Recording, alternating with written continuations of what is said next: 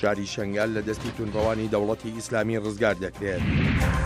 پۆلیس لە ئەوروپا ئەندامانی ڕێکخراوی ڕەوتی شاخ سەر بە مەلاکرێکار دەستگیر دەکەن. سەرۆک ئۆباما گەورەترین مەدالیای ڕێزلێنان بە ئەفسەرێکی ئەمریکایی دەبەخشێت.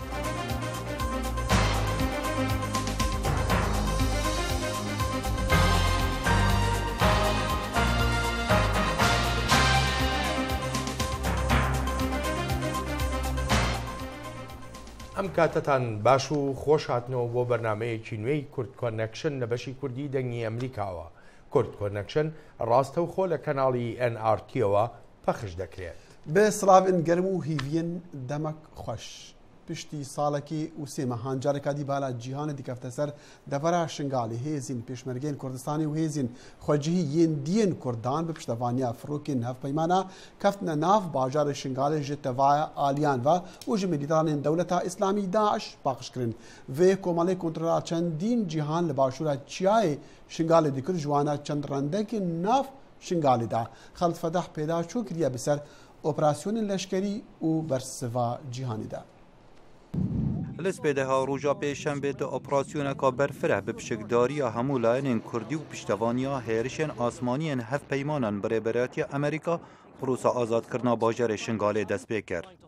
Hêzên Kurdan li demekî Kurd rêya serekê li navbera paytextê dewleta İslamî ya Daişê û bajarê Mosul yê Bakurê Iraqê kontrol kirin. Wezîrê Derveyê Amerîka John Kerry li demê seredana Tunisê û li daxuyaniyekê da got rojên serdemên Daişê berew nemanê diçin û li demê çend rojên bêt şingal wê bi duristî bête paqişkirin. Pêşmerge û hêzên hevpeymanî şerê rizgarkirina tevaya bajarê Şingalê dikin û li çend rojên bên bi duristî derûberê bajarê Şingalê wê azad bibe. Pişekdariya hêzên pêşmergên Kurdistanê û hêzên parastina gel û parastina Şengalê nimûneka yekgirtina hêzên Kurda ye bû bersîngirtina gefên terorîzmê. Peyvdarê Wizareta Beravaniya Amerîka Pentagon girîngî da stratîjiya hêrişên asmaniyên Amerîka û pesna hêzên Kurda di operasyona azadkirina Şingalê da. ئەوە چەند ڕۆژێن بوریل شنگالê dîtî nimûneke kadê çi serê Daişê. Em dibînîn çawaş kesim Daişê keft û çawa berev dimahiyet çît. Li ser çiyayê Şingalê Serokê Herêma Kurdistanê peyama azadkirina Şingalê ragihand. Lêre Şingalê mizgîniya rizgarkirina Şingalê gelê Kurdistanê radgeynin. û bandora rêzgarkirina Şingalê li ser azadkirina bajarê Mosul piştrast kir. Bidûn şek bêguman her serkeftinek li her cihekê wê bandorekî mezin bû serkeftinên din bike û azadkirina Şengalê yê bandorekî li ser azadkirina Mosul bike. Hêrişa salabûriya Daişê bi ser bajarê Şengalê bû egera karasateka mirovaniya mezin û tevaya cîhan hejand. Bi sedan hezaran êzidî rûyê xwe kirine çiyayê Şengalê û qunaxa malwêraniya û koçberiyê dest pê kir. Wêneyên kuştin û birîna êzidiyan û bazirganî bi jin û keçên êzidî tirsek di nav êzidiyan peyda kiriye ku biryara vegeranê bû ser zêdê xwe bi zehmet kiriye.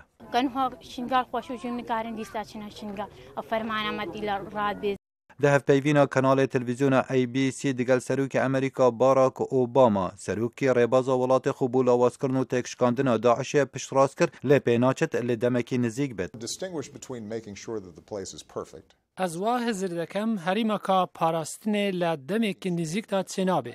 Lê lawazbûna Daişê berdewam e heta gefên wan nemênin. Li gor şarezaya azadkirina bajarê Şingalê û azadkirina bajarê Holê ya Rojavaya Kurdistanê û qutkirina rêya serekê li navbera Reqeya Sûrî û Mosula Iraqê wê komela çekdarên Daişê lawaztir bikit û wahiya pêngava êkê bit berew nemana dewleta İslamî ya Daişê.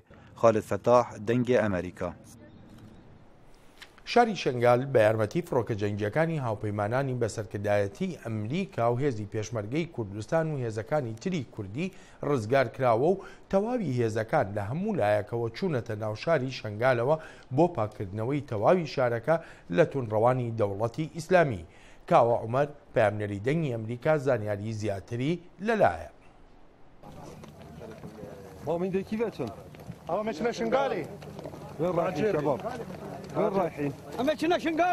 ڕزگارکردنا Şengalê ji layê hêzên Kurdî ve hat encamdan ku ji sê mîhwerên cuda Şengal hatibû dorpêçkirin mîhwerê Gabara û herdaniyê û nava bajarê Şengalê da. بله چکدارن داعش چه برسف نبون بو هیزم پیشمرگی دم کتینت ناوا باجار شنگال دا تنه هندک بومبن مین رشگیری هاتو بونه درست کرن.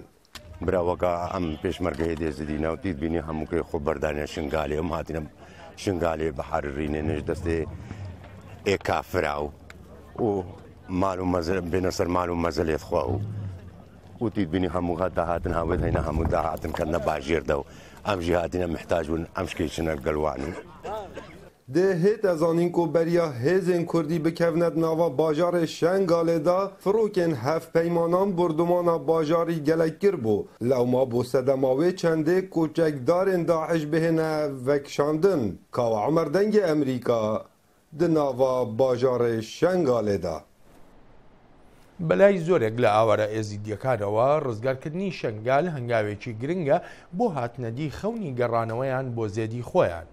ژیار محەممەد پەیامنەری دەنگی ئەمریکا سەردانی ئۆردوگای ئاشتی کردبوو کە پەنابەرانی ئێزدی لێن و دەڵێت پەنابەرەکان شادمانن بە ڕزگارکردنی شارەکەیان لە دەستی تونڕەوانی دەوڵەتی ئیسلامی و دەشڵێت پەنابەرانی ئێزدی دەیانەوێ بگەڕێنەوە بۆ شەنگال. ئاوارە شەنگالیەکان خۆشحاڵی خۆیان بۆ سەرکەوتنی ئۆپراسیۆنی ئازادکردنەوەی شەنگال لەدەست گروپی چەکداری داعش دەردەبڕن و ستایشی هێز و لایەنە بەشداربووەکان لە ئازادکردنەوەی ناوچەکەیاندا دەکەن. ئەوەڵە کێفە مەگەلەکەی هاتێتێ و دلێمە خۆش بوو ڕەحما خودێ و ئەمە موچۆلا دەرکەتێن و چادرا و ڕەزیل بوون و بێت مالاوا ناوا و مالا مەسوولاوا و پێشمەرگا و تەفسیر نەکردن و پاپەکێ وێزدیا و هەموو تەفسیر نەکرد هەموو کەنە شنگالێدا و ايش عشقا وقت تير ننبستي ومألا خدي آبا بسايتا خدي ومسعود برزاني شنقال آزاد كريد مألا خدي آبا من الجوة يخو بقري شەنگالیەکان لە ناو کەمپی ئاشتی تایبەت بە ئاوارە ئێزیدیەکان لە ناحیەی عربەتین سەر بە پارێزگای سلێمانی لە ژێر خێمەدا سات بە سات لە ڕێگەی تەلەڤیزیۆن و هۆکارەکانی گەیاندنەوە تامەزرۆ بوون بۆ بیستنی هەواڵی ئازادکردنەوەی شەنگال. سەرەڕای ئەوەی دڵخۆشن بە ئازادکردنەوەی ناوچەکەیان بەڵام هێشتا چاوەڕێی ئەوەن خۆشیەکەیان گەورەتر بێت. فەرحێ مەکەنگێ بکەملێ هەچی گاواکەچ و ژینی ما دەستی داعش هاتە ڕزگارکردن و منداڵی ما دەستی داعشدا کە هاتن ڕزگارکردن هەنگێ فەرحەمە بکەم لێ. ئاوارە ئێزیدیەکان دوای ئازادکردنەوەی ناوچەکان لە دەست داعش داواکاریان هەیە. داواکردن ئیرۆ شنگار ڕزگار الحەمدلله بەس ئادی ترە مایە ئاب مەستر ئەو ئافرەتێت ماین ئەو ژینێت ماین منداڵێت ماین مەدەوێ لۆمە دەولەت ئەو حکوومەت کی دەولەتە هاریکاری کرد بۆمە بەگەران مالاوەڕابە ئەمەمە بێت. ئەم گەلە کێف خۆشحاڵن حەزەکەن ئەمڕۆ گە ڕزگار کرد بەیانی ئەڕۆن بۆ ماڵەوە ئەمڕۆ گەلک کێف خۆشحاڵن وەکی شاهی ئێمەیە ئێمە حەزەکەن زوو بگەڕین بۆ شەنگال ئێمە بەخوا شێت بوو ناو ئەو گەمپەدا ناو ئەو خێمەدا ئێمە هەر زارمان نەما. دوای ساڵێک و زیاتر لە 3 مانگ مانەوەی ئەو قەزایە لەژێر دەستی چەکدارانی داعش ماوەی 2 ڕۆژە هێزە کوردیەکان بە هاوکاری فڕۆکە جەنگیەکانی هاوپەیمانان ئۆپراسیۆنی ئازادکردنەوەی شەنگالیان دەست پێ کرد و سەر لە بەیانی ئەمڕۆ هەینی ئازادکردنی شەنگال ڕاگەیەندرا. ژیار محەممەد دەنگی ئەمریکا کەمپی ئاوارەکانی ئاشتی تایبەت بە ئاوارە ئێزیدیەکان عربەت. کار بدەستێن ئیتالی دەبێژن پۆلیسان ژمارەکە بەرگومانان لە چەند وڵاتین ئەوروپی گرتن وەک پشکێکی ژ ئۆپراسیۆنەکە هەف پشک لێ دژی ئەندامێن کۆمەڵەکە تیرۆریستی بە ناوێ ڕەوتی شاخ بەڕێبەراتیە ئۆلدارێکی ئیسلامی کورد تێخەتابارکردن بە تێکەریان لەگەڵ کۆمەڵە دەوڵەتە ئیسلامی داعش. باوز کا بچا چارا باوز تشتكي انه هيك قلبه يا قال احداثيات يا بدن تمام تمام ابو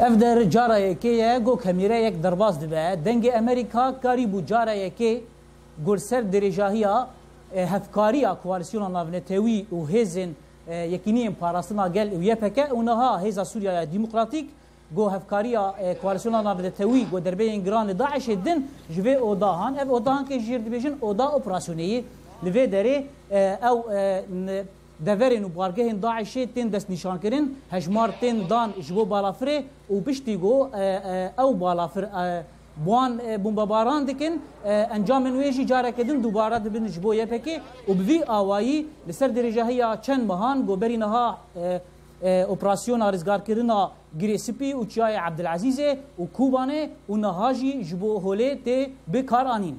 Zana Umer dengê Amerîka oda operasyona navbera yekîniyên parastina gel û balafirên koalisyona navletewî. بله تماشاوان هجا دیاره راپورتا پیامنری دنگی امریکا زانا عمر بو جه روش آوا سبارت اپراسیونین لشکری کو لیدیجی هیزن هف پیمانات کرن پیلان و نقشین آماده کرنی جبو سردریه دیگل کریزا پنابران لورز زفستانی لولاتین بالکانی بريبا دشالي تف آلي لبندا برسفا أمريكا ويكتيا أوروبينا كادي تشاوا آلي كاريا پنابران بكن بيتكرن بدري جاهيا ريكا پنابريه برف أوروبا كوج يونانستاني دست بيدكا آسو جبار أف بيداشون آماده كريا باهوز باهوز كابش چارا باهوز دربادي چارا با تشتكي نوهل قلبا دابا تشينا يا قال احداثيات خو بدن تمام تمام تمام تمام ابو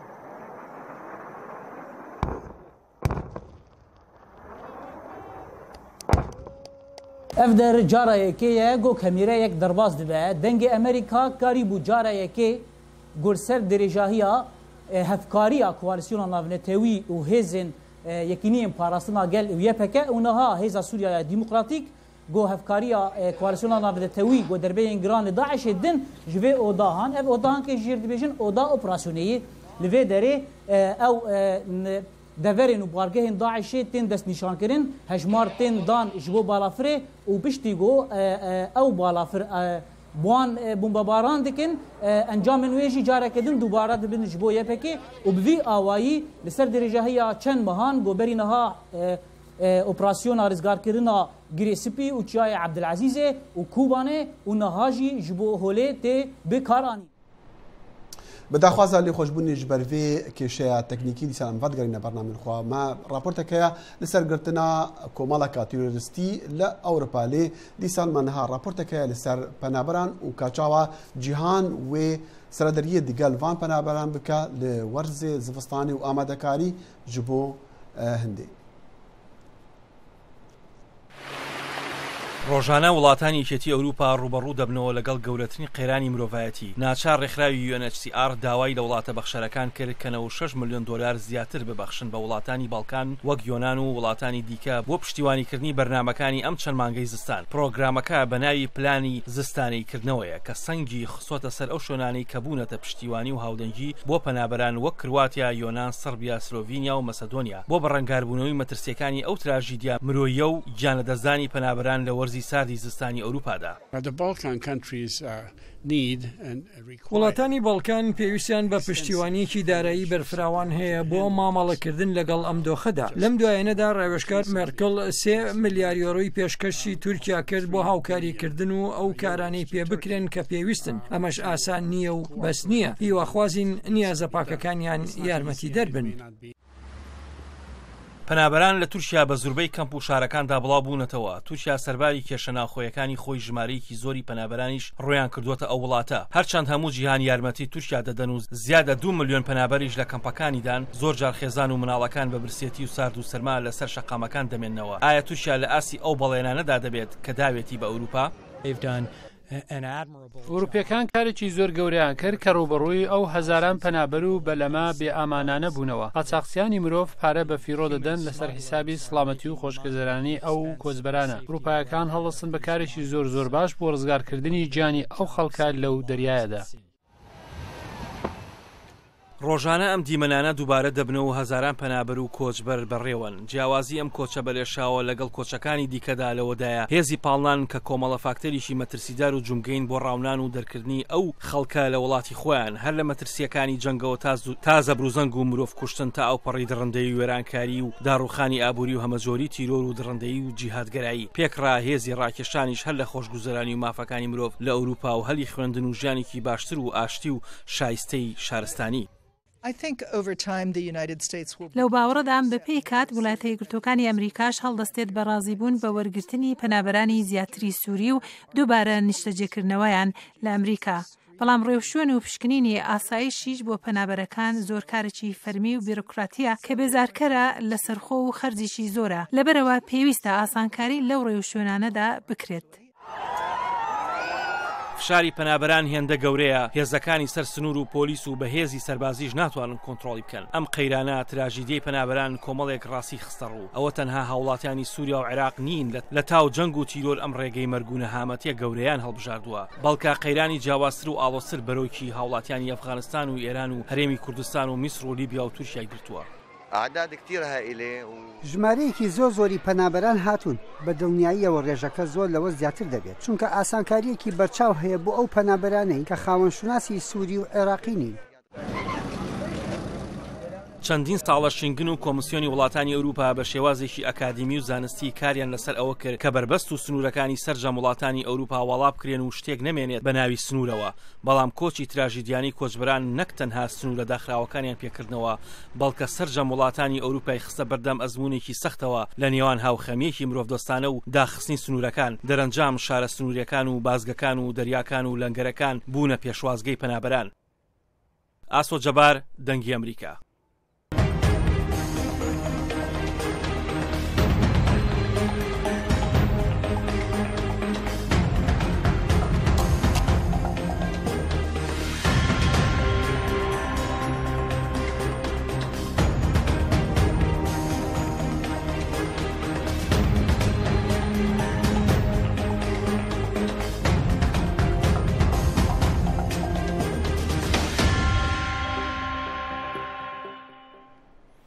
ئازیزانم هەر وەک چۆن لەو ڕاپۆرتەی پێشودا بینیمان ڕەوشی پەنابەران بە تایبەتیش لەگەڵ هاتنی وەرزی سەرماوسۆڵەدا خراپە وەلی هێشتاش خەڵک لە هەوڵی کۆچکردندان. بەپێی راپۆرتەکان لە هەرێمی کوردستانی عێراقدا تەنها لە چەند مانگی ڕابردوودا زیاتر لە 30,000 کەس کۆچیان کردووە. وەک فێدراسیۆنی نەونەتەوەی پەنابەرانی عێراقی دەڵێت لەو ژمارە خەڵکەی هەوڵی کۆچکردنیان داوە نزیکەی 2300 کەس لە کاتی پەڕینەوە لە دەریادا بۆ گەیشتن بە ئەوروپا گیانیان لەدەستداوە. زۆرێک لە کۆچبەرانی کورد بە تایبەتیش ئەوانەی هەرێمی کوردستانی عێراق دەڵێن هۆکاری سەرەکی کۆچکردنیان کێشە و گرفتە ئاسایشی و سیاسی و ئابوووریەکانن. هەندێک لە سەرچاوەکانی هەواڵیش ئاماژە بەوە دەکەن هێشتاش گەنجانێکی زۆر هەن چاوەڕوانی دەرفەت دەکەن تا زێدی خۆیان جێپێڵن. کورد کۆنێکشن میوانداری ڕۆژ عەلی زاڵە نووسەر و لێکۆڵەر دەکا بۆ بڕێک تیشک خستنە سەر دیاردەی کۆچکردن لە هەرێمی کوردستانەوە. کاگڕۆژ زۆر سپاست دەکەم. کۆمەڵی فاکتەر هەیە بۆ مەسلەی کۆچکردنی گەنجان بە تایبەتی وەکو باز دەکرێت فاکتەری سیاسیە، ئاسایشیە، هەروەها ئابووریە. بێ لەمانە هیچ فاکتەرێکی تر هەیە بۆ برەودان بەم جۆرە دیاردەیە لە ئێستادا؟ بێگومان ئەوەی کە تۆ باسێکی فاکتەر سیاسی و کۆمەڵایەتی و ئاسایشیەکان ئەمانە هەموو بۆ خۆیان ئەگەر تۆ بینی لە وڵاتێکی وەکو عێراق لەسەر چەندین ساڵە ڕۆبەڕووی شەڕ و ئاژە و ئەوانە بۆتەوە. بەڵام لە هەموو گرنگتر ئەو شەڕەی دواترەوەی کە ئەوەی تێروستانی داعش بەسەر وڵاتەکەی چەسپاندوێن ئێستا بەهۆی ئەو شەپۆلەی کە دروست بووە بۆ پەنابەران، ئەو شەپۆلە پەنابەری کە دروست بووە هانی گەنجانی ئێمەش دەدا بەشێک بن لەو شەپۆلە پەنابەری و خۆیان بگەین ئەو شوێنێک کە پێیان وایە کە شوێنێکی باشتر دەبێت لێرە. یعنی شتەکە تەنها ئەوە نییە کە بڵین هەرێمی کوردستانیان عێراق بەتەنیا بەشێکە شەپۆلێکە کە زۆر وڵاتی گرتوتەوە هەرێمی کوردستانی ژێکێکە لە وڵاتان. بەڵام بە بێگومان دەبێت هۆکار هەبێت کە گەنجی کورد لە هەرێمی کوردستاندا دەکەوێتە بەر ئەو شەپۆلی هانداناوەی کە جەنابەت ئاماژەی پێ دەکات. حتمما ڕاست دەڵێ بۆکوتم یعنی هۆکارەکان یەک و دوانوسیانین لە هەرێمی کوردستان تۆ کێشەی بێکاری تێ کێشەی کەمکاری تێ کێشەی گەندەڵی حکوومەت تێ کێشەی هەندێک لایەن باس لەوە دەکەنە تاکو کە ئۆپۆزیسیۆنی هەرێمی کوردستان هیوایەکی بۆ گەنجان ڕخساندە بوو یان هیوایەکی بە گەنجان دەدا لە چەند ساڵی ڕابردووە کە دەوێت دەیگۆڕین و ئەمە دەکەینەوە دەکەین بەڵام گەنجان ئەوەشیان بینی ئەوەش هیچ بەرهەمێکی نەبوو دەرەنجامی تر بێئومێدیەک دروست بووە لەلایەن گەنجانەوە دەیانکا بە بەشێک لەو فاکتەرە بەڵام ئەوەی کە من دەیڵێم ینی ئەمە یەکێکە لە فاکتەرەکە یەکێکە لە فاکتەرەکە ئاماژۆ بە مەسلەی بێکاری کرد بێکاری بۆ مانایە کە دەرفەتێکی یەکسان بۆ کارکردن لە هەرێمی کوردستاندا نییە یاخو بێکاری لە ئاکامی گرفتی ئابووری و گرفتی دارایی کە لە هەرێمەکەدا هەیە ئێمە لە هەرێمی کوردستان ژێرخانی ئابووریمان داڕوخاوە تۆ دیسان وەکوتم وڵاتێک تێکە چەندین ساڵ ڕوبەڕووی چەندین شەڕە جۆرا و جۆر بۆتەوە یعنی ئابووری تۆ توانای دابینکردنی کاری نییە بۆ ئەو ژمارە کارکەرەی کە هەتە لە هەرێمی کوردستانی تر کارکەری سکیل بێ یان سکیل بێەوەی کە مەسەڵەن ینی سیستمەکە توانای قبولکردنی ئەمەی نییە ئەمە تەنها ئەوە نییە کە بڵێ مەسەڵەن کەمتەرخەمی لەلایەنێکی تایبەت هەیە ڕاستە حکوومەت دەیتوانیشتی زیاتر بکە لە ماوەی چەند ساڵی ڕابردووە 20 ساڵی ڕابردووە بەڵام سیستمەکە توانای تەقبولکردنی ئەمەی نییە بۆ توانای نییە وەکوتم ژێرخانی ئابووری دڕوخاوەتەوە بەس ئەوە لایەنێکە بەڵام تۆ ڕوبەڕۆی شار بوویتەوە تۆ کێشەی گومرگت هەیە تۆ کێشەی کشت و کاڵەت هەیە کشت و کاڵە دڕوخاوە پیشەسازی دڕوخاوە ئەمانەت هیچی نییە بۆ ئەوەی کە تۆ بتوانێت ئەو یان ئێستا کە زۆر کەس باس لەواکەن کە کۆمپانیە نەوتەکان و شەریکە نەوتەکان باڵین کێڵگە نەوتەکان بەڵام ئەمانە هەمووی زیاتر کۆمپیوتەرایزن ئەوانەیە کە لە ڕێگەی کۆمپیوتەر و بەڕێوە دەبرێنەوە کاکە ڕۆژ لەسەر مەسلەی ڕێژەی بێکاری هەندێک ئامار کە لە بەردەستدان ینی ئاماژە بەوە دەکەن لە چەند ساڵی ڕابردوودا لەوانەیە ڕێژەی بێکاری زیاتر بوو بێ وەک لەم 1-2 ساڵی ڕابردوودا بەس پرسیارەکە لەوەدا بۆ لەو کاتەدا ئەم کۆچکردنی گەنجان نەبوو ئەگەر مەسلە هەر تەنها بێکاریەکە بێت و نەبوونی دەرفەتی یەکسان بێت و داڕخوانی ئابووریەکە بێ بۆ لە ئێستادا کە ڕێژەی بێکاریەکە کەمترە گەنجەکان دەڕۆن جا پرسیارەکە زۆر لە جێگە خۆیەتی هەنی هەر لە بەرەوەی لە سەرەتا کۆتم مەسلەی بێکاری یان هەر یەکێک لەو فاکتەرانە یەکێکن لە هۆکارەکان هۆکاری سەرەکی دروستبوونی ئەو فەوزە ئەمنیە و ئەو شەڕەیە کە دروست بوو واکە کە ئەوروپا ناچار بێک ئەو خەڵکە وەربگرێت هەر بە ئاماژەکردن بۆ داتایی کە تۆ باسێکی لە ساڵی 2005 بوون ڕێژەی بێکاری تەنها بێکاری لە عێراق 128 بوو لە ساڵی 2014 تەبان ئەم ئامارانە هەڵسەنگاندنن بەڵام لە ساڵی 2014 بەڵێ ئەم ئاماران دابەزی و بۆ 116 یعنی تۆ ئێستا لە عێراق ژمارەی بێکاری عێراق و وڵاتێکی وەکو ئەرمینیا یەکسانن یان سربیا و تەنها یۆنان ماوەیەک زۆر لە سەروی عێراقە بوو ینی کەوابێت بەڵێ بێکاری گەنج تووڕە دەکات گەنجوالی دەکات پاڵی پیوەنە کە بچێت بەرەو ئەوروپا بەڵام هۆکاری سەرەکی ئەوە نییە بە بۆچوونی من و بە بۆچوونی کۆمەڵەکەوەی کە دەیبینم ئەوەیە کە زیاتر مەسلەی کرانەوەی دەرگای ئەوروپایە هەرچەند ئەوروپایشە کاری زۆر لەسەرەکە وکە خۆت ئاگاداری دوێنێپێرە سویت بڕێدا کە یاسای سنوور دیسان دووبارە بچەسپێنێتەوەی کەیچە مەسەن تاکو ڕێژی زۆری هێناوە ئاراوە کاگە ڕۆژ دەچمەتەوەی ڕێکی تریانی ئمە زۆر جار لە میدیاکانەوە مەسلەی وابەستەی بە نیشتیمانەوە جۆمان لێ دەبێت و گلەی ئاڕاستی گەنجەکان دەکرێت کە ئەم گەنجانە وابەستەیان نەماوە بە نیشتیمانەوە چەند لەگەڵ ئەو جۆرە ڕوانی نەدای خۆت وەکو گەنجێک من وەکو گەنجێک بەتەکید وەکو گەنجێک پێم وایە ناحەقیکی زۆرە ئەگەر ئێمە لۆمەی لایەنێکی دیاری کراو بکەین لۆمە ئێوە بکەین وڵات گەنج متمانەی بە وڵات نەماوەیان وەلای بۆ دڵسۆزی بۆ نیشتیمان نییە بۆیە بەجێتەوە ئەو هەموو گەنجێکە لە سەنگەرەکانی پێشمەرگە ناوانچی خۆوانش گەنجەوانش ڕوحی خۆیان خسۆتە پێشی باڵێن ژیانی خۆیان خسۆتە سەر مەترسی بۆی کە پارێزگاری لەم نیشتیمانە بکەن لەبەرەوە دیسان وابەستەکردنی کێشەکە کە شەپۆلێکی گەورەی زۆر لەوەی زیاتری هەرێمی کوردستانە ببستەوە بۆی کە ئێمە مشکلەکەمان ئەوەیە دین لە هەرێمی کوردستان زانی وەکو ئەوەیە کە مەسەلێکی ئینگلیزی هەیە ئەمە ناڕوانێ دارستانەکە دەڕوانێت تەنها دارێک لە دارێکەوە دەمانێت دارستانەکە تێبگەین ئەمە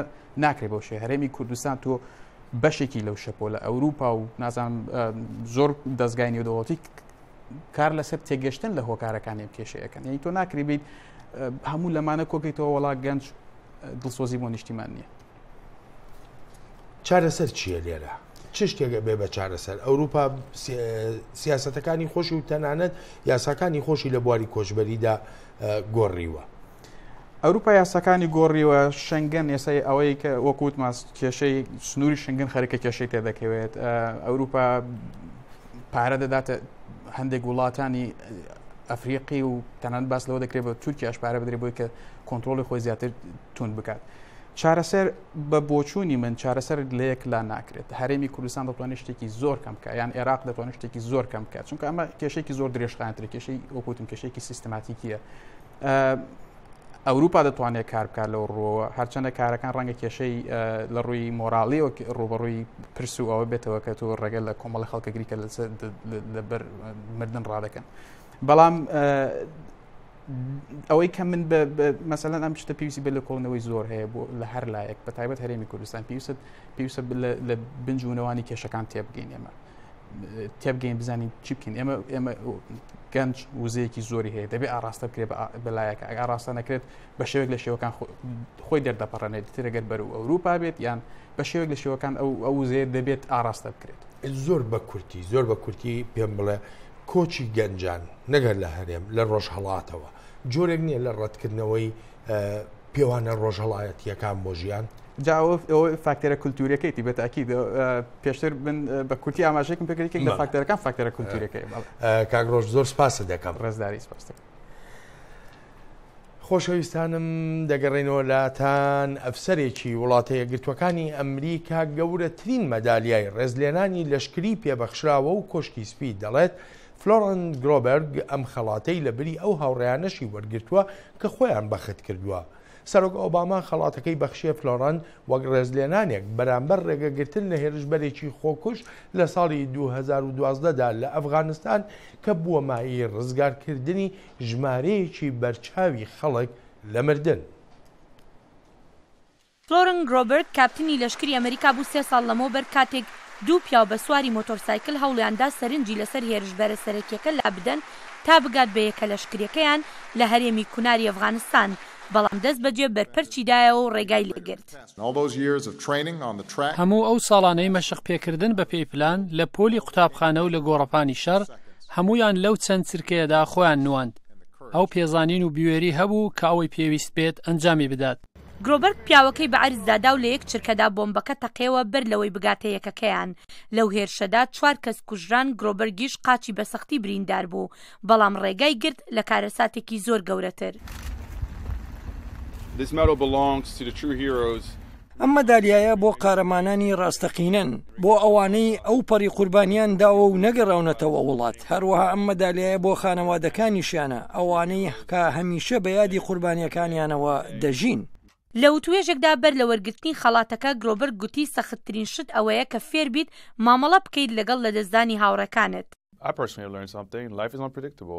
خودی خۆم شتێک فێر بووم کە پێشببینی ژیان ناکرێت و دەپرسیت ئایا بۆ من لێرەم و ئەوان لێرە نین. ئەمەش پرسیارێکی قورسە بەڵام ئەمە قورسترین پرسیار نییە کە ڕوبەڕووی دەبیتەوە. بیر لە شتی باش بکەرەوە. تۆ ئێستا تەنها بۆ خودی خۆت ناژیت بەڵکو بۆ ئەوانیش هەر بۆیە ببە بە کەسێکی بە سوود و سوود لە دەرفەتی دووهەم وەرگرە. گرۆبەرگ لە ساڵی 2001 بوو بە هاوڵاتی ئەمریکا هەمان ساڵ دواناوەندی لە مێریلەند تەواو کرد. دەهەمین کەسی زیندووە کە گەورەترین خەڵاتی لەشکری ئەمریکای بۆ خزمەتی لە ئەفغانستان پێبەخشرا بێت. هێرۆ زەنگەنە دەنگی ئەمریکا. و هەشت کاندیدên کوماریژ بۆ هەڵبژاردنên سەرۆکاتی ئەمریکا دەف هاوێتن هەبن لێ سەر پرسên پەنابەریê ڕێبازên دەرفا û ئابووری لێ دیسان وان هێریشی هەبوو دنگ کرد ku بەرێکراوەستاندنا وان لە ویسکانسن دەمەکی درێژ بە ڕێڤەجهورکاری دەوێ راپۆرتیدا. یەکێک لە گەورەترین مشتومڕەکانی ئەو شەوە مەسەلەی کۆچبەری بوو. ئەو بابەتەی یاریدەی سەرمایەدار دۆناڵد ترامپیدا بچێتە سەرەوەی ڕیزبەندی ڕاپرسیەکان. دۆناڵد ترامپ داکۆچی لە پلانی خۆی بۆ دیپۆرتکردنی بە ملیۆنەها کۆچبەری نایاسایی کرد. تۆ ناچار دەبێت کە ئەو کۆچبەرانە لە وڵات دەربکەیت. ئێمە وڵاتی قانونی جایا وڵاتمان دەبێت یان وڵاتمان نابێت. جۆن کەیسێک فەرمانڕەوای ئۆهایۆ بەرەنگاری ترامپ ڕاوەستا. سێرکەن خەڵکینە 11,000 کۆچبەرن هەمومان دەزانین ئێمە ناتوانین هەموو ئەوانە ئاودی و سنووریان بکەینەوە. ئەمە مشتومڕێکی ناژیرانەیە. لەو بارەوە فەرمانڕەوای پێشووی فلۆریدا جێب بوش ڕەوانەکردنەوەی ئەو کۆچبەرانە هەر مانگەی 500,000 کەس کارێکی شیاو نییە و بە جۆرەی بەهاو پرەنسیپی ئەمریکایی نییە، ئەوە شیرازەی کۆمەڵگەکان تێک دەدا. بەڵام تێد کروز سەنەتۆری تەکساس گوتی پاراستنی سنوور کارێکی گرنگە. ئێمە دەتوانین پەنای کۆچبەرانی یاسایی بدەین ئەوانەی بڕوایان بە حکمی قانون هەیە. لا دیبیتەکەدا سیاسەتی دەرەکی ئەویش تەوەرەیەکی سەرەکی بوو لەوانە دەستێوەردانی رووسیا لە سووریادا هەروەها بەرەنگاربوونەوەی گروپی دەوڵەتی ئیسلامی. خانم کارلی فیۆرینای کاردار دەبێت ئێمە ناوچەی دژەفرینمان لە سووریادا هەبێت لەبەرەوەی رووسیا ناتوانێت بە وڵاتی یەکگرتووەکانی ئەمریکا بڵێت کەی و لەکوێ فڕۆکەکانی هەستێنێت. بن کارسن و مارکۆ ڕوبیۆ گوتیان گروپی دەوڵەتی ئیسلامی هەڕەشەی سەرەکیە. دەبێت درێژە بە بەرەنگاربوونەوەکانمان بدەین چونکە ئامانجمان سنووردارکردنی تواناکانی داعش نییە بەڵکو لە ناوبردنیانە بەر لەوەی تێکمان بشکێنن. جاگەر داعش سەرکەوێتیان ئێمە بە سەریاندا سەرکەوین باشتر وایە ئەم مەترسیە بەهێند وەرگرین وەکاری بۆ بکەین. بەڵام سەنەتۆر ڕاندپۆڵ ئاگاهیدا لەسەر بەشداریکردنی زیاتری لەشکری لە سووریا و عێراق. ئەگەر ئێوە لەگەڵ ئەم بۆچوونەدان ئەوە خۆتان بۆ ڕەوانەکردنی ڕۆڵەکانتان لە کچان و کوڕان بۆ عێراق ئامادە بکەن. من نامەوێت ئەمە ڕووبدات. کۆماریەکان لە ناوەڕاستی مانگی 12دا دووبارە دیبیتی خۆیان دەکەن. سمکۆ عەزیز دەنگی ئەمریکا.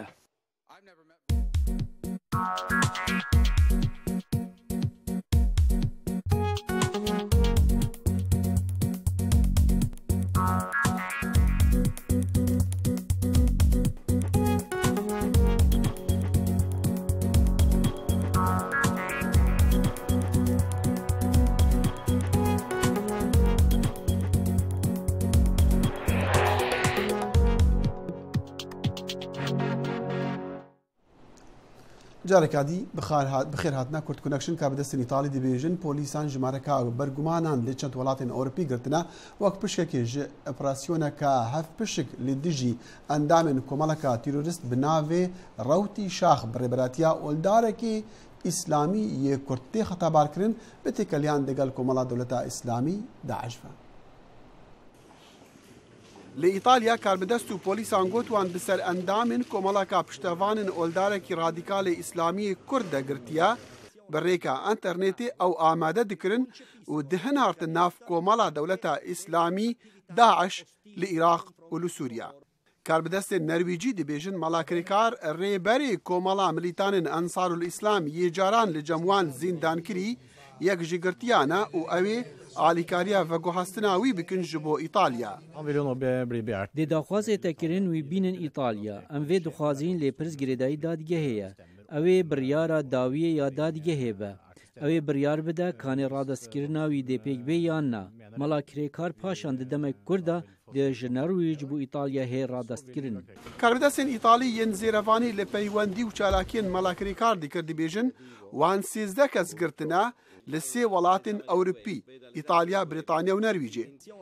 Berpirsê operasyona helweşandina vîktorê terorîstî di polîsê Îtalî de got ev girîngtirîn operasyona di demê 20 salan de li Ewropa bête encamdan.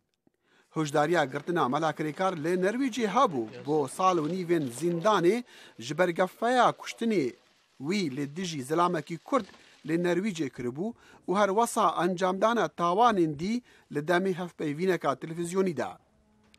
Melakirêkar li sala 1991 çûye Nerwîjê û hatibû naskirin weka gefeyê li ser ewlehiya niştîmanî lê karbidestan ew nedida destê hikûmeta Iraqê. Karbidestên ewlehiyê li İtalya dibêjin 6 endamên komalê li İtalya hatin girtin 4 li Brîtanya û 3 li Nerwîjê. Ji bilî wê jî karbidest li İtalya, Almanya, Finland, Nerwîj, Swîsra û Brîtanya di nav avahiya de digerin li kelûpel û dokûmentan. Karbidestên İtalî got rêberê vê komala terorîstî yê bi asl Kurd bi navê Ferec Ehmeda tê naskirin weka melakirêkar niha di zîndaneka Nerwîjê de ye. دەستخۆش دەخیل دەخیلەوە بە دەزانیمە لە کرێکار هەر لە سەرەتایی بڵین کاری سیاسی خۆیەوە وەکو کەسێکی تونڕەو ناسرا بوو ینی تەنانەت لەو کاتانش کە ئەندام بۆ لە بزوتنەوەی ئیسلامیدا بەیەکێ لە کەسە تونڕەوەکان ناسرابوو و کێشەی زۆر بوو لەگەڵ ئەندامانی باڵای بزوتنەوەی ئیسلامیدا بۆیە جیا بووەوە وەڕێکخراوی تایبەتی بە خۆی دروست کرد ئەنسار ئیسلام قۆناغێکی تری ژیانە سیاسیەکەیەتی ئەجینا پێشەوە بەشداری هەبوو ینی لە کۆمەڵە ڕێکخراوی تری ئیسلامیە وەکو باسی دەکەن نەهزەها بووە حەماسە بۆ ئەوانە بەڵام دیسانەوە بەڵێن شتی هەر ئەوەی کە لە دژی حزب ئەلمانیەکانی کوردستان شەڕیش کردووە بەشداری شەڕ بووە شەڕەکانی کردووە و خەڵکیان لە یەکتر کوشتووە ینی دوای ئەوەی کە چووە ئەوروپاش گیراوە لە سەرکارە تۆریستەکان بەڵام خۆ دەزانین ئەوروپیەکان وەکو دادگا و سیستەمەوەە بەرەوە ئێستا جارێکی تر هەرجەدان لە زیندانیشدا بووە لە زیندان کۆمەڵەکەی دەست بە سرا بجگرین.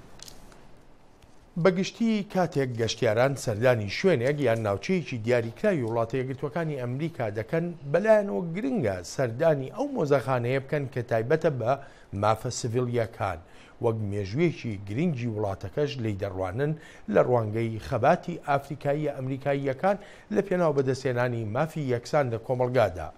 بەڵام لە کاتی ئەو سەردانانەدا خەڵکی ستانەکانی باشووری وڵاتە یەکگرتوەکانی ئەمریکا بیرەوەریەکانیان ژیان و ژانی ئەو ڕۆژانەیان دەهێنێتەوە یاد و هیواشیان وایە کە داهاتی ئەو مۆزەخانانە بۆ پەروەردەی گشتی بەکاربهێنرێن. شێرلی فرانکلن شارەداری پێشووی شاری ئەتلانتا زۆر ڕێز دەگرێت بۆ نووسراوەکانی تایبەت ئی ڕێبەری مافە مەدەنیەکانی دکتۆر مارتن لوتر کینگ لە شارەکە. ئەمە کارێکی وا دەکات خەڵکەکە چاکتر تێبگەن لەوەی کە ئەو چێ بوو و چی کاریگەری بەسەر ئەودا هەبوو. خاتو فرانکلن هەوڵیدا تاکو ئەم نامانەی بەدەستکەوێت و ئەو سنتەرە دامەزرێنێ. پێم وابوو ئەمە سەر دەکەوێت چونکە ئێمە بۆشاییەک لە مێژووی ئەمریکا و بەدڵنیایی لە مێژووی ئەتلانتا پڕ دەکەینەوە. بەدڵنیایی زۆر سەختیشە لە یەک شوێن لە ئەتلانتا ئەو هەموو شتە لەسەر مافەکانی مرۆڤ کۆبکەینەوە. بۆ ئەم گەشتیارانە سەردانی شوێنی مافی مەدەنی زۆر بەسۆزە.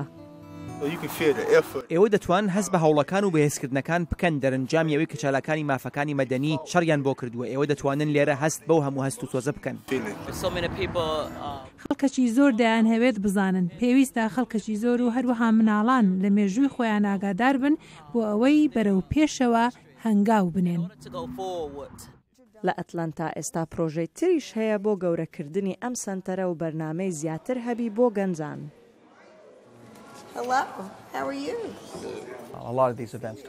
زۆرێک لەم ڕووداوانە بەر لەوە بوون کە ئەو گەنجانە بگەنە ئەو تەمەنەی لە سیاست حاڵی بن هەر بۆیە هیچ لەبارەیەوە نازانن جا پاراستنی ئەو میراتیەش بۆ نەوەکانی ئایندا کارێکی گرنگە. ئێرە شوێنی لەدایکبوونی دکتۆر مارتن لوتر کینگە و ڕێبەرەکانی ئەم کۆمەلگایە هەوڵ دەدەن کە شاری ئەتلانتا بکرێت بە شارێکی سەرەکی گەشتیاری لەسەر مافەکانی مرۆڤ. سەما دزەیی دەنجی ئەمریکا. لە دەمێک و رووسیا ڕاستی ئەگەرا دوورخستنی دەبەژێ بەریکانین ئۆلمپیکن هاوینێ لە بەرازیلی ژبەرک و وەرزشوانن وێ تێن خەتەبارکردن بۆ وەرگرتنا دەرمان و کەرەستی هایدار و بەهێزکردنێ سەرۆک ڤلادیمیر پۆتین سۆزا لێکۆلینا دەدا کاربەدەستێن رووسی ڕژدیە دیکن و بتنی ئەو وەرزشوان بێنە دوورخستنین و بڕاستی ئەو دەرمان وەرگرتنا لێ شەرەزاژی دەبێژن هەر چاوا بە ئەف گەندەلی دێ ئۆلمپیک و رووسیاژی ڕاستی وێ چەندی ببەک و پشتەوانن ji دەست بدەن ماف راپۆرت ji مۆسکۆ هەیە.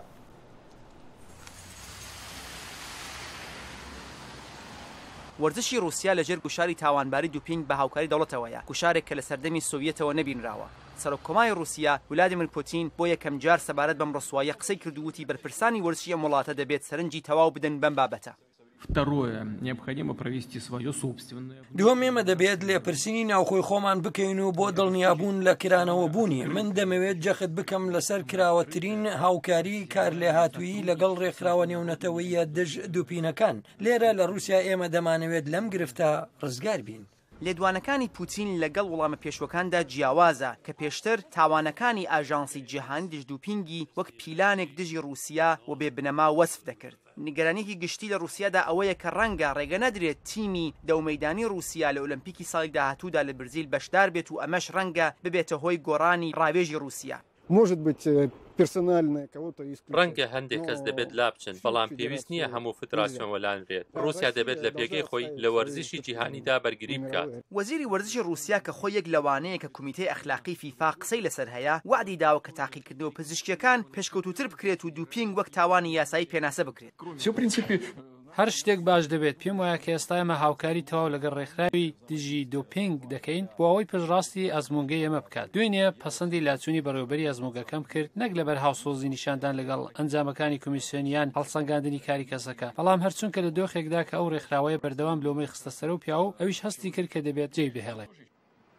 بەرپرسی پێشووی فدراسیۆنی جیهانی دەومەیدانیش دەستی لە کار کێشا دوای ئەوە بەوە تاوانبار کرا کە لە بری وەرگرتنی بەرتیل یارمەتی داوە دووپینگی تیمی رووسیا ئاشکرا نەبێت. Соответственно, инвесторы в другие области, если они еще есть. هەر بۆیە خاوەن سەرمایەکانی نێونەتەوەی ئەگەر هیچیان جێمابن دەتوانن سەبارەت بە پۆستەکان سەر لە نوێ بیر بکەنەوە. تەنانەت ڕادەی پشتیوانی بۆ جامی جیهانی 2018 دەکرێت پێداچوونەوە بەسەر دۆخ و سیمای گۆڕاوی نیشتیمانیدا بکرێت. ئستادیۆمی لۆژنیکی موسکۆ کە میوانداری ئۆلمپیکی 1970 بوو ئێستا بڕیارە کایەی فیناڵی وردکاپی 2018 میوانداری بکات. بەرپرسانی رووسیا ناچارن گورج بنەوە ئەگەر دەیانەوێت ئەو سێبەرە تاریکە لەسەر وەرزشی رووسیا بسڕنەوە. شاهد علوی دەنگی ئەمریکا.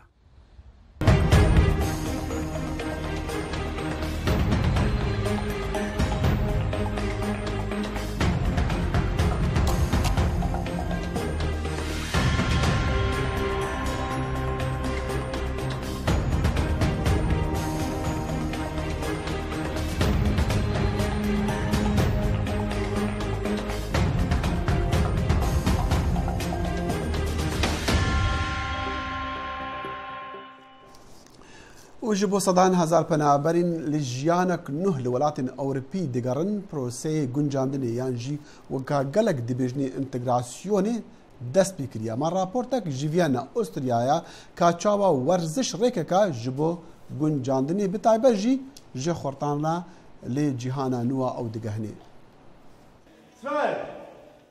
فادی مێرزا چەندین ئێنوانی مشتە کۆڵەی شێوەی تایلەندی بردوێتەوە. ئەو قارەمانێکە و لە وڵاتی بچووکی نەمسا تا ڕادەیەک ناسراوە، بەڵام ئەو دەڵێت وەک پەناخوازێکی سووریا لێرە جێگیربوونی سەختە. نزیکەی 25 ساڵ لەمەوبەر هاتمە نەمسا و تەمەنم وەکی ئەو کوڕانە بوو کە لێرە دیارن. هیچ خوێندەواری و ئاسۆیەکم بۆ داهاتوو نەبوو، بەڵام پاشان دۆستێکم منی برد بۆ یانەی وەرزشی مشتە کۆڵە. ئێستا سۆزێکی زۆرم بۆ ئەو وەرزشە هەیە.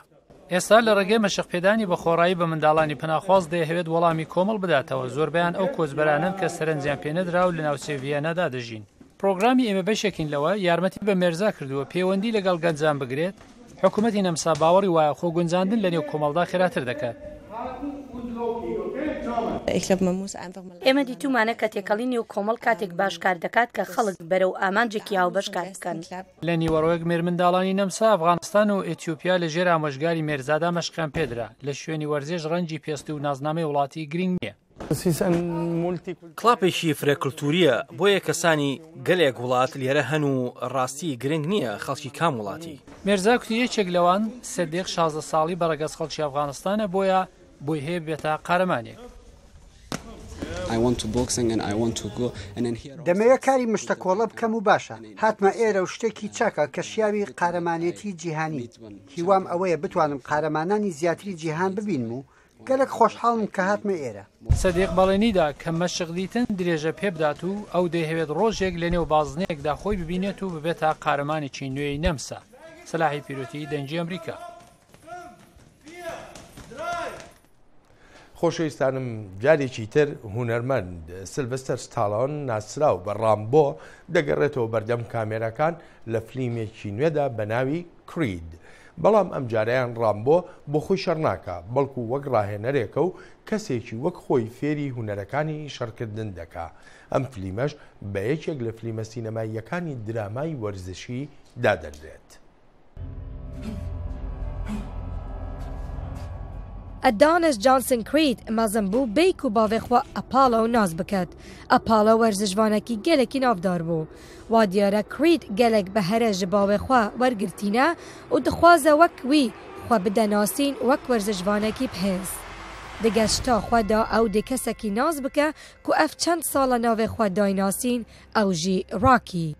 he's got something inside that he just doesn't know about, or he has a whole. ئەو کوڕێکی گەلێک زیرەکە لێ تشتێک دلێویدا هەیە ئەو هێش نزانیتن ئەو تشت درستی چییە ڤاڵاهیەک دلێویدا هەیە دخوازیت پێ ڤاڵایە داگیریت ئەو نێ دڵخۆشە ژیانە خۆدا هەروسا هێش پلانینەش بوو پاشە ڕۆژێ حتا نها خەلکن دەوراوی ژیاناوی کۆنترۆل دەکرد لێ نها ئەو دخوازە بدەستێ خۆ ژیانەخوا ڕێوە ببە مایکل بەحسا کارکردنا دگەل سیلڤەستر ستەلۆن ئانژی ڕاکی کرد و گوت گرێدانەوان وەک ئەکتەر و مرۆڤ gelek زوو دروست بوو وی گوت ji ber ku ڕاکی gelekî navdar e wî nezanî reftara ڕاکی dê çawa be beramber wî lê ew bi rastî mirovekî sade bû û wî got ez bi karkirina digel wî gelekî kêfxweş bûm. And now it's about actually a چیرۆکên فیلمên min yên Rocky bi dawî hatine û dema xwe hebûye. Lê di navê çîrokê de xuya dibe ku peyvendiya Rocky de li gel nûşe nû çawa be. Ew hinekî tore ye ji ber ku dema wî nema û şansên wî wek Rocky bi dawî hatine. Lê di dawiyê de ew dibin hevalên hevdû û alîkariya hev dikin. Derhênerê filmî Ryan Coogler dixwast karakterê Rocky dîsan bîn teve ser şaşên televîzyonê. Lê vê carê digel nifşekî nû. Rocky di vî filmî de pêdivî kesekî ye û ne ew Rockyya yê ku gelek xelek dinase. Herçende Ryan Coogler dikarî sedan çîrokên din bikete film, wî wek derhênerekî genç ji ber mebesteka kesayetî ev çîroka hilbijart. Was really inspired to write it, really out of my relationship with my father. Vê çîrokê bala min kişand ji ber pêwendiya di navbera min û bavê min de. Me pêwendiyeke bihêz hebû we ez bi xwe jî werzişvanek bûm. Wî gelek piştgiriya min dikir û wek mamosteyekî alîkariya min dikir da bibim werzişvanekî serkeftî.